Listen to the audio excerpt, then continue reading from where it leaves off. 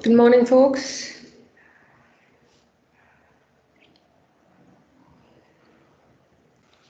Hi, am I audible? Yes, ma'am. Thank you. So, good morning, everyone. Hope you're having a great day. We'll start with the class now.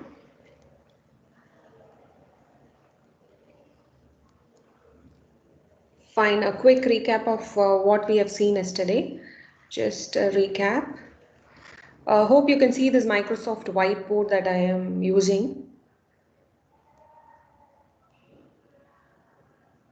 Yes, ma'am, it's visible. Yeah, thank you. All right.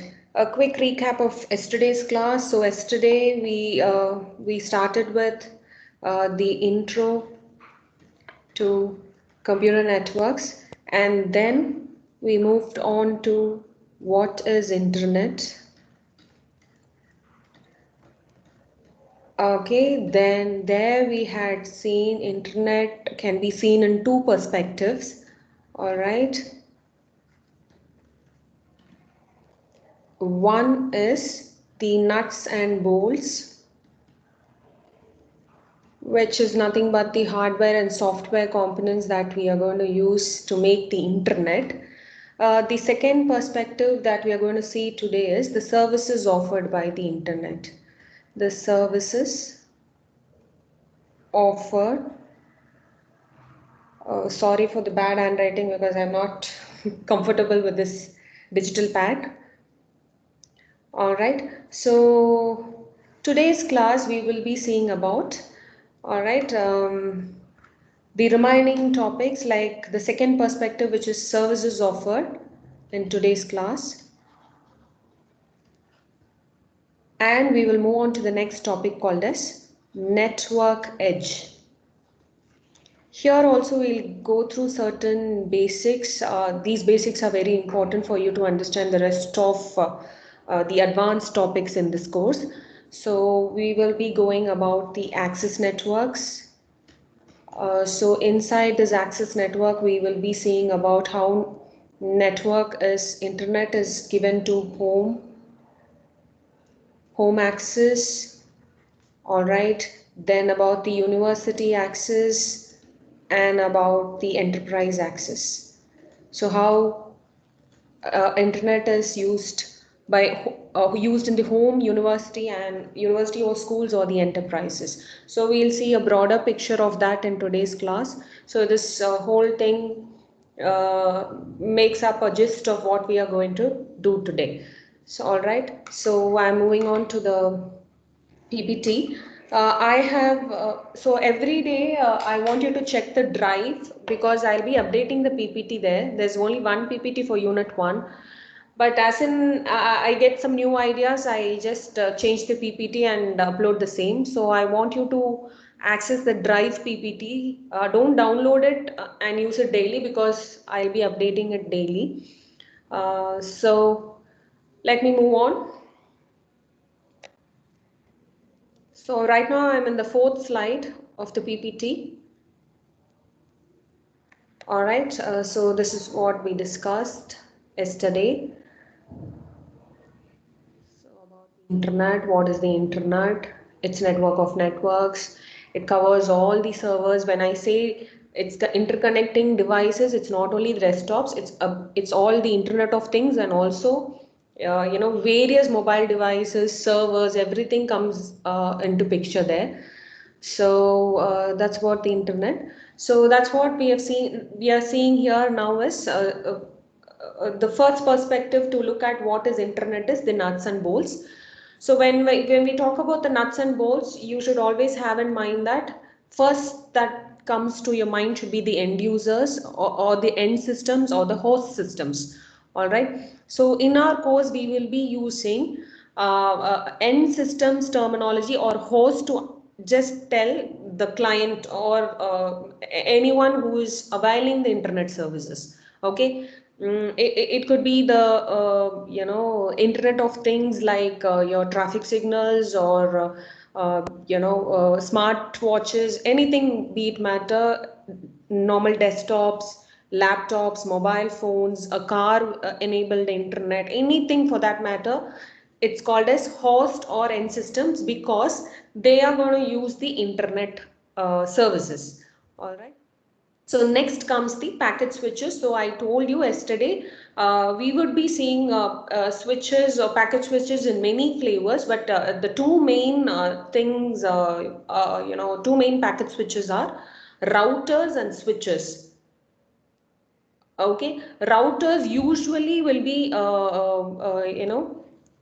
usually be given in this way. I'll just point to the router. Usually it will be in this circle shape. Switches normally will be denoted indicated by this square shape. Okay, both are packet switches, but routers in the picture is nothing but which was in the circle shape. This one is in the square shape. Okay, next comes the communication link. The links we are going to see in detail about the physical medium. All right, it could be fiber optics or copper cable or wireless medium also, like radio signals and satellite signals, right? Then comes the networks. So networks, when we say networks, it's just collection of devices. All right, it need not be always the collection of the end systems. It could be the collection of routers as well, or links as well, like, as you can see in this picture. Can you see the local ISP here is just a collection of routers. All right. So networks need not be always the collection of end systems. It could be the collection of routers or as well. Okay. Then we went on to this and we saw that by 2027 there will be 41 billion IoT devices. So you can now imagine the amount of internet that's a larger picture of internet in 2027.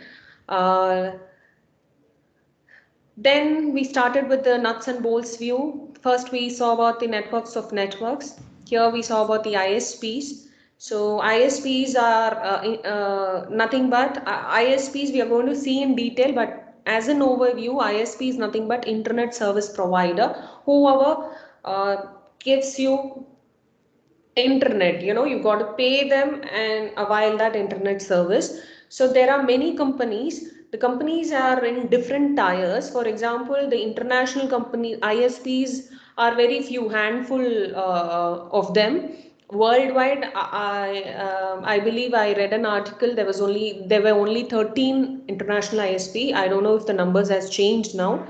um,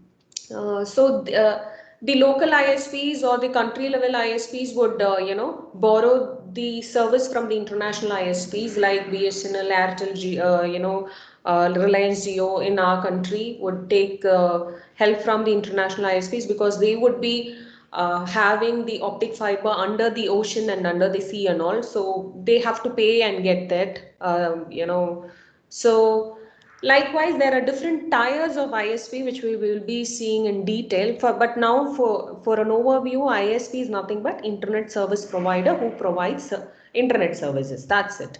All right. Then we came across this terminology called as protocols.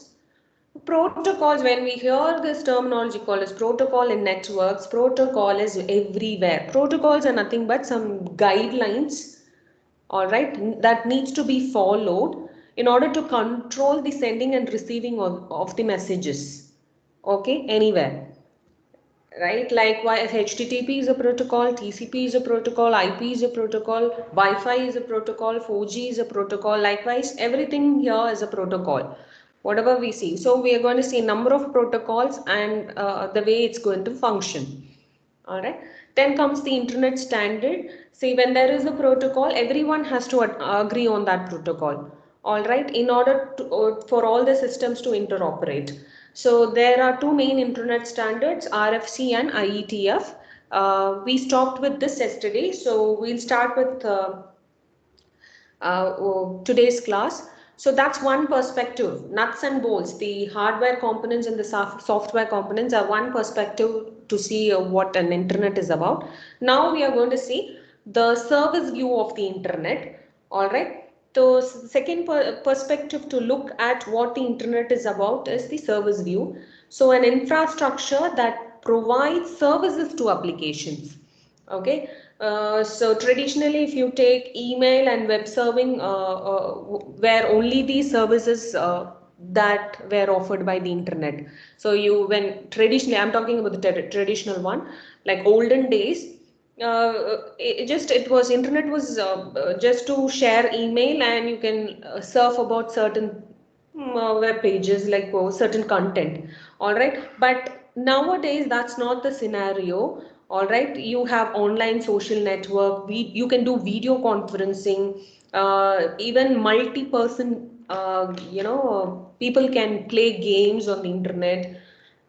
Television streaming can happen on an internet. Likewise, video conferencing can happen on an internet. So there are too many services that's been, offered by this thing called as internet. It's not only email and web surfing. It's about what all I told now: television streaming, video streaming, gaming, everything, right? So these applications are said to be distributed applications, because if for example, if 2 3 people are playing games over an internet, it's distributed. Each one of them has to avail the same, application, and the same service should be offered by the internet, right? So these applications are said to be distributed applications. Okay, so since they involve multiple end systems that exchange data with each other, they are called as distributed applications. Okay. Okay. Let us go in-depth exploration about what is this distributed application. I'm talking about this distributed application. We'll just go a little bit in depth, and I'm going to explain you. So everything can't be put on a PPT. So I will explain certain things. I would urge you to listen to it. Um, so suppose if you have a good idea that might greatly benefit the humanity, or it can make you famous or rich, whatever it is. The idea is you wanted to implement an idea of yours. So what you would do, you might consider transforming that idea into an actual internet application, right? So like you might use C++, any Java, Python, whatever thing that is suitable for that particular application, and code it. Now comes the actual issue. Everything, the application is ready. How does one program running on one end system instruct the internet to deliver data to another program running on the another system? This is an issue. Okay. A program running on one end system should instruct the internet to deliver the same data to another program running on another system. This is actually a not an easy one. So this is where something comes into picture called as socket interface. Okay, so to help the distributed applications run without any chaos. So this is where socket interface comes into picture. All right, socket interface is nothing but a set of rules that the sending program must follow so that the internet can deliver the data to the destination program. So the set of rules will be defined, and that the person, whoever is going to code that application or develop that application, should follow those set of rules in order for the application to run on the internet. Okay, so this is actually analogous to a postal service. I'll just explain you the postal service so that if you can get this thing clear. Suppose Alice wants to send a letter to Bob using the postal service. Okay, Alice can't just write a letter and just drop it in the post box. Okay, what she has to do is she has to abide to the set of rules that is given by the postal department. Like she has to write Bob's full name, Bob's address, the zip code, everything, and seal the envelope and put a stamp on the upper right corner, and finally she has to drop it in the post box, right? So these are so likewise postal service has its own set of rules. All right. Likewise, this socket interface will have its own set of rules so that every every application that's going to use this has to follow all this set for everyone to exchange data. Hope you get this. All right. So, with this gist, we are moving on to what a protocol is. Right? What a protocol is. I am right now in the seconds, the next slide. I moved on to the next slide. What is a protocol? This terminology called as protocol you will hear everywhere in this course. Okay, let's understand an analogy for it and get into the definition of what is a protocol. Okay, for example, assume that humans talk, like we talk, I talk, you listen, and you talk, I listen. Okay, so let's understand a human analogy and then move on to network protocols, right?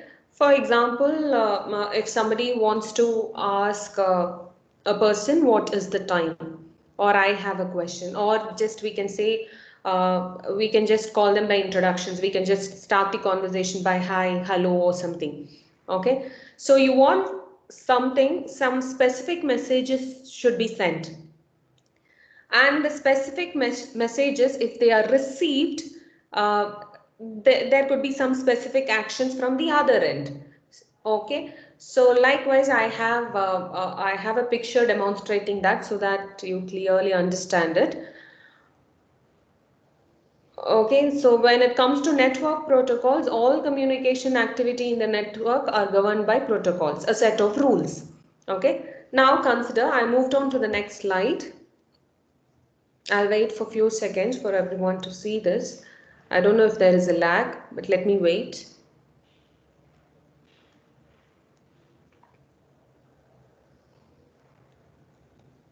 Consider what do you want to, when you want to ask someone for the time of the day. Okay.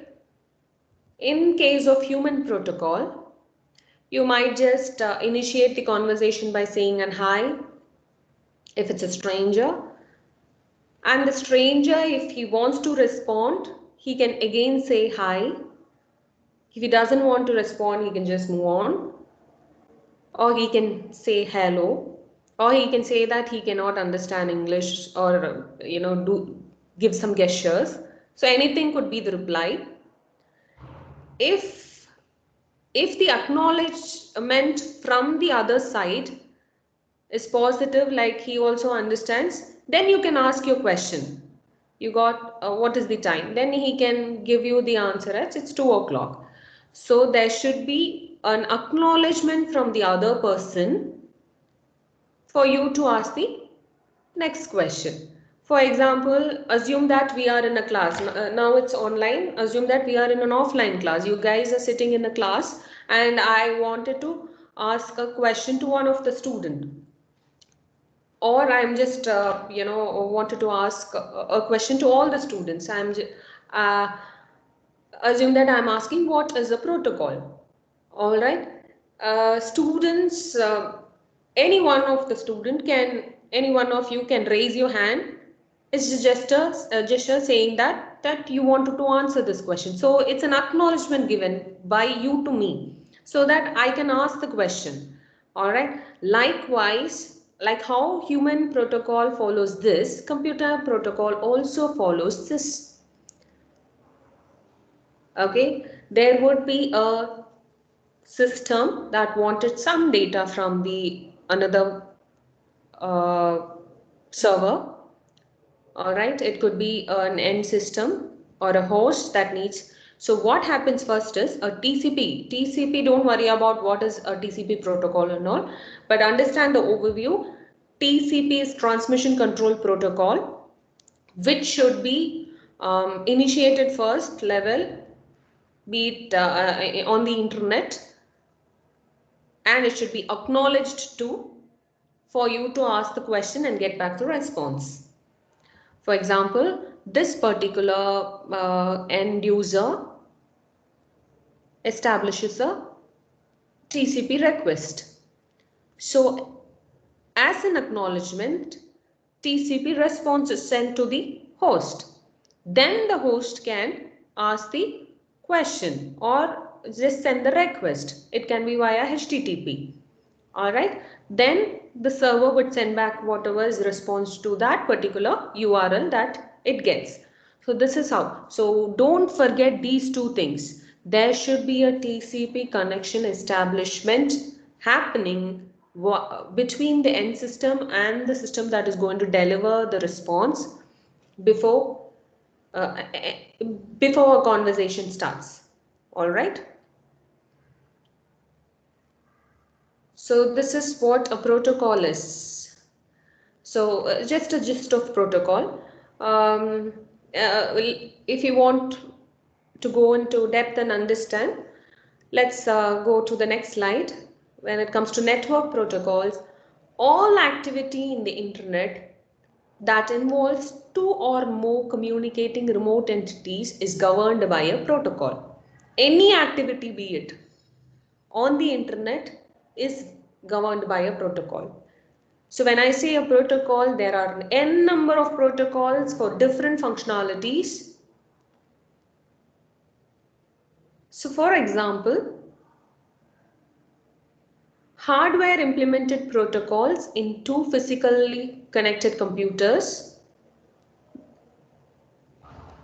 can control the flow of bits, can control the rate at which the packets are transmitted, can also determine a path.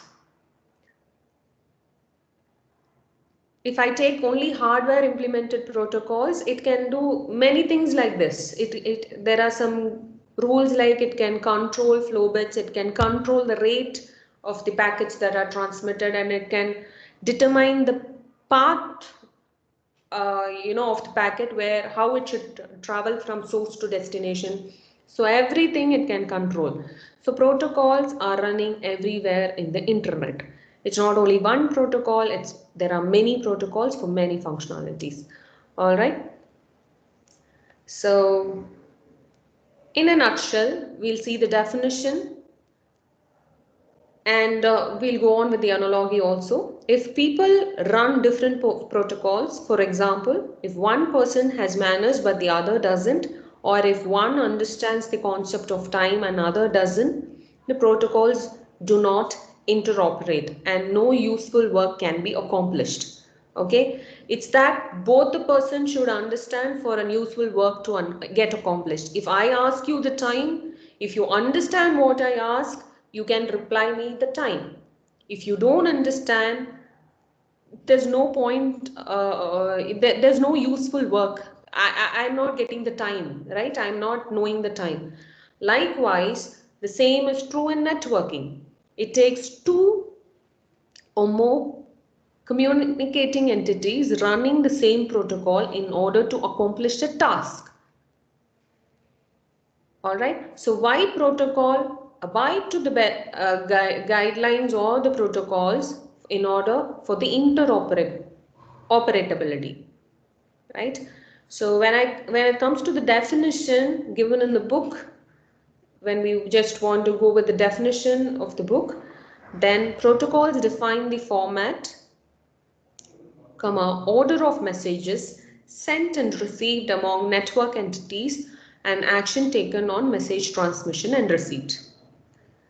Okay, they define a format, they can control, they define an order, and based on that the actions has to be performed. So this is what a protocol is. Okay, two entities on an internet, if they want to communicate, they have to abide to the protocol that's running, underlying protocol. Fine. We are now moving to the next topic called as network edge.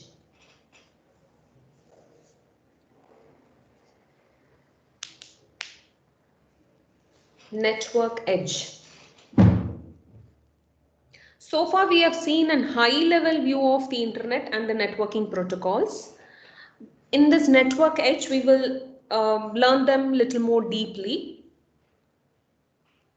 We will start with the familiar components such as the end systems or the host systems.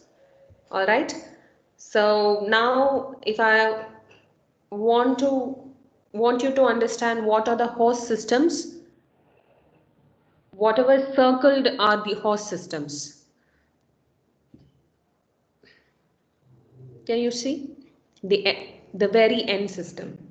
So it need not be always a laptop or a PC. It could be a mobile device. It could be in any Internet of Things devices. It could be a high-end data server also.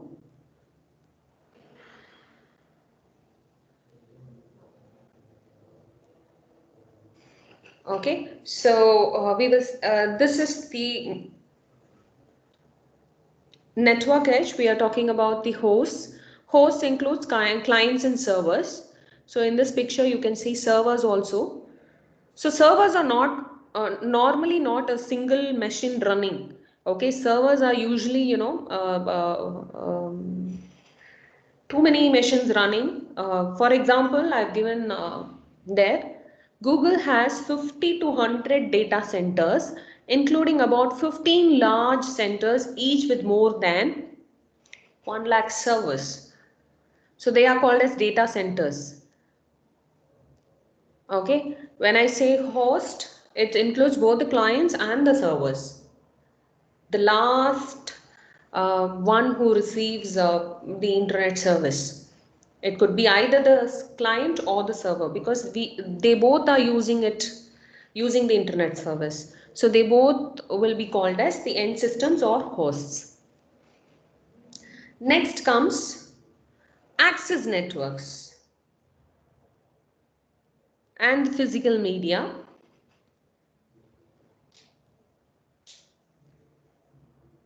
So when I say access network and the physical media, now you can imagine all the wired and wireless communications.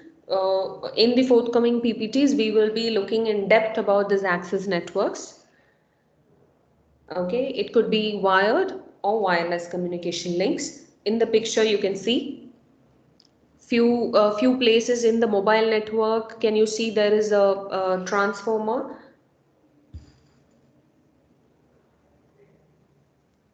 So it's wireless here. In a home network, it would be wired. Likewise, in an enterprise also it's wired. So it could be both a combination of wired and wireless. Then comes the next one, which is interconnected routers, which is ISPs. All right, fine. Now we will see in depth about access networks and the physical media. There's nothing to learn about the network edge. It's not in-depth knowledge, it's just the end users, that's it. Okay, access networks and physical media is now what we are going to concentrate on.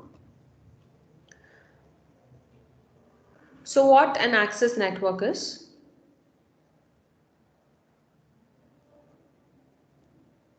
So access network, on the right side you can see a box wherein I have just given some content for access network. The network that physically connects an end system to the first router. The first router is otherwise called as edge router. I am now going to show you what is the first router in the picture. Can you see? This is your first router here, because this is in this mobile network. This base station, which is a wireless base station, is connected to the router here. So this is the first router, right? So this is called as an edge router in mobile network. Now when you come to home network, this is your edge router that's connected to the modem, right? From this home route, the first edge router, it goes to the ISP. So whichever is the first router that your network is connected is called as the edge router. Look at the enterprise network. All right. In this case, you have switches and then routers. Because enterprise, when we say enterprises, it would be large. You have to imagine it in a larger scale. So the first router, the group of routers inside that network would be the edge router. So look in this data center, to the server there is a router connected, and that's the edge router. So always remember, you should not forget this. Edge router is nothing but the first router to which a system is connected, to which a network is connected.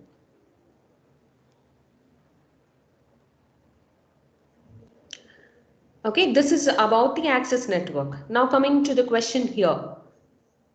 How to connect end systems to edge router? So how to connect the host to the edge router? For example, your mobile phone or PC or whatever it is, how to connect it to the edge router? Again, they are classified as residential or home access networks, institutional or university or school networks. Then comes mobile access networks, which is wireless, Wi-Fi and 4G or 5G.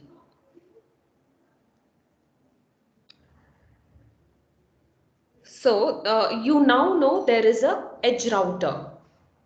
Okay, edge router is the first router that connects to the network. So the question is how to connect the host to the edge router. There are three ways of connecting, not three ways. Actually, there are three situations or circumstances. Like if you are in the home, then a different network, home network. If you are in the office or if you're traveling, it could be different. So based on that, we are going to see. All right. The first one that we are going to see is about the residential networks or the home networks. All right. Now you are all sitting at home. All right. And you would be just go and kindly have a look at the modem and how it is connected, all those things. You will have a idea about it. Okay. When I talk about the residential or home networks, there are two most prevalent types of broadband residential access. Okay, they are DSL and cable. It's either DSL or cable modem. Can you look at this picture that I am showing you? DSL stands for digital subscriber line. So these two, if the internet is available in the home, these two are the major ones. All right, it is either DSL or cable modem. And I have given differences here. We'll understand what is DSL and what is cable in detail now. Before that, just go through the differences. Cable modem speeds are up to 2 times faster compared to DSL. Speeds in cable modem fluctuates depending on the number of subscribers on the network, but that is not the case in case of DSL. DSL is a bit more secure compared to the cable modem for various reasons. All right. So when you sit at home, you might just think of these two things. At least in India, there are other prevalent types also, but in our country, the mostly used ones are DSL or cable modem. Let's have a closer look on the DSL, digital subscriber line. Okay, the picture says all.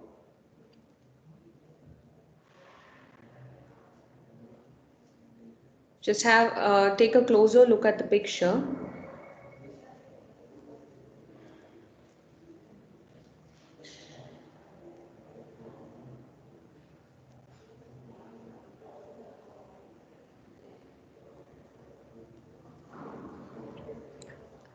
Okay.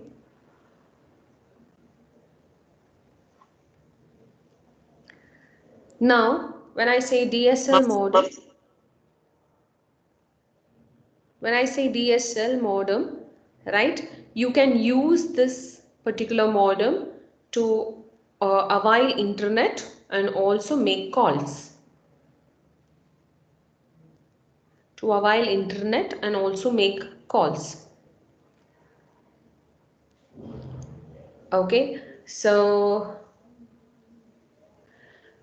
typically, a residence typically obtains DSL internet access from the same local telephone company that provides wired local phone access. So here you can make a call via the telephone, or you can use the internet also. All right. So look at the picture now.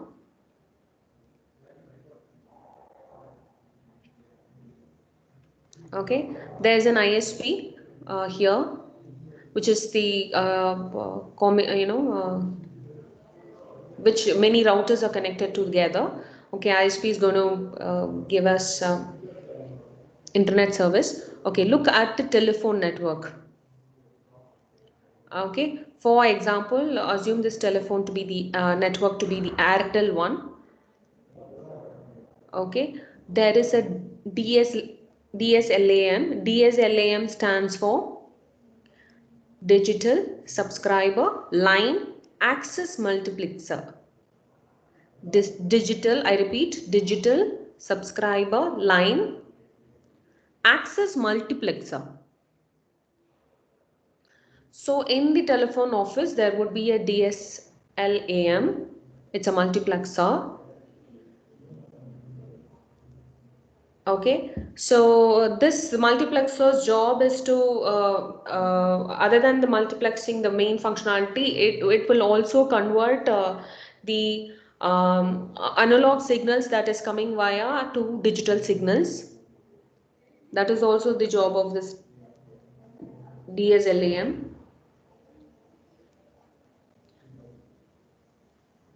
Okay, so there is a splitter in the home network, wherein if that is a voice call, it will be moved on to the telephone, and if it's a data, then there is a DSL modem there which can give the data also. So getting here, so DSL is nothing but using your existing telephone line to avail the data and voice services. The data over DSL phone line goes to the internet. Voice over the DSL phone line goes to the telephone network. Okay, so don't forget this. The data goes to the internet. Voice goes to the telephone network. Telephone network is altogether different. Since we are learning internet, we are not getting into that.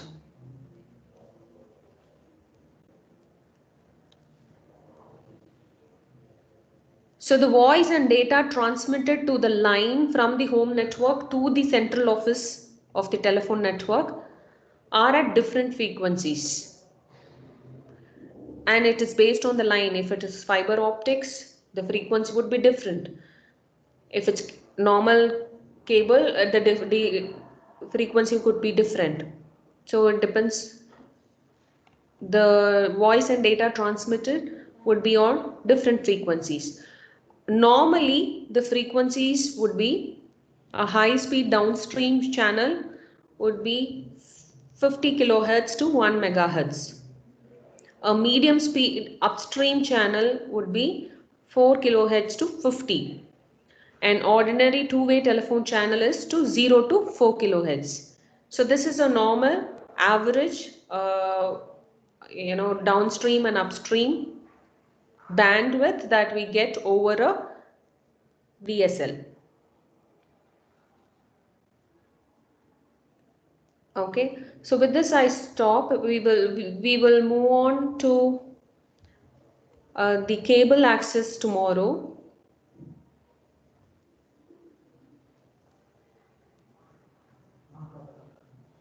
All right, so a quick recap from the network edge. So network edge, we are going to see about the first line hosts, which includes clients and servers. There need not be much, it's not required, much explanation is not required on this. So we are moving to access networks and the physical media. It could be both wired and wireless. We are seeing that now. When it comes to access networks, it could be how to connect the systems to the edge router. So edge router, I told you, the first router that's connected to the network. Okay, so it can be residential or home access, institutional access, or mobile access. So we saw in residential access there are two main ways. One is DSL, one more is cable modem. So for a home network, we can either use DSL or a cable modem. So we saw DSL now. Just go through it and come for tomorrow's class. We'll see cable modem and the rest all things tomorrow. All right. Thank you. Hello, ma'am. Hello, ma'am. Yeah. Ma'am, Ma'am, there are there two are two different different schedules, ma'am. schedules. Your voice is breaking. Can you repeat? Ma'am, Ma'am, there are there are two two different different there meeting are schedules. meetings scheduled. There are There are two two different meetings, ma'am. For networks. Yes, ma'am. Yes, ma'am. I don't think I have only one in mind. Let me And check. some of them Some of are added only to one of it, ma'am. Is it? Oh my God. Let me check. If, Let me check with the backend team. Thanks for informing. ma'am, you can check the chat, ma'am. Chat. Like we, There are two meetings scheduled. Okay, I'll check with the backend team. Thanks for the information, Arjun. you're welcome, ma'am. Ma'am, and I'm not added to the group that you take the class for, ma'am. If you belong to 4A or 4B, then you would be added in under me, no? I'm added in the class where the you don't take the classes. Like in one meeting, it's just scheduled, but nothing goes on. Everyone are just inside that meeting, ma'am. Is it? Let me see. For me, if I look at my teams, there's only one added, and I can see 4A and 4B. Thanks for informing. I will take this to the backend team because if I let them know, they will probably solve this issue. Okay. Yes, ma'am. I'll Yes, Anurag. I'll ensure that this is not going to happen again.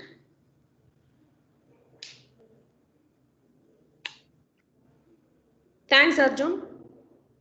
Yeah, thank you. You're welcome, ma'am. Thank you. Yeah, thank you all.